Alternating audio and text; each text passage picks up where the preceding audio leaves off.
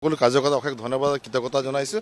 তেখেতসকলে অশেষ কষ্টৰ বিনিময়ত আজি এই ফলাফল পাবলৈ সক্ষম হৈছোঁ আৰু বিহাৰীবাসক ৰাইজক অশেষ ধন্যবাদ জনাইছোঁ। তেখেতসকলে আৰম্ভণিৰ পৰা যেনেদৰে মৰম চেনেহ দিছিলে আজি তাৰে ফলাফল পাইছোঁ। গতিকে সকলোৱে পুনৰবাৰ ধন্যবাদ জনাইছোঁ। সকলোৰে আছে, সকলো স্তৰৰ কাৰ্যকৰ্তা, মই মাননীয় মুখ্যমন্ত্ৰী মহোদয়ৰ পৰা আদি কৰি আমাৰ ৰাজ্যিক সভাপতি ৰঞ্জিত ডাঙৰীয়াকে আদি কৰি পীযুষ হাজৰিকা ডাঙৰীয়া, আমাৰ আটাইকেইটা পঞ্চায়ত দায়িত্ব থকা সকলো বিধায়ক সাংসদ সকলোকে অশেষ ধন্যবাদ কৃতজ্ঞতা জনাইছে।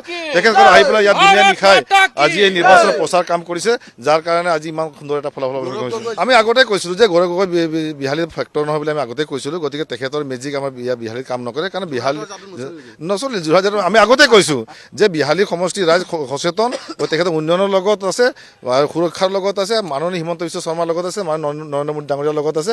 যেনেধৰণৰ উন্নয়নৰ কাম কাজ কৰিছে সেই বিশ্বাসটো ৰাইজৰ আছে আৰু সেইকাৰণে ভোট দিছে।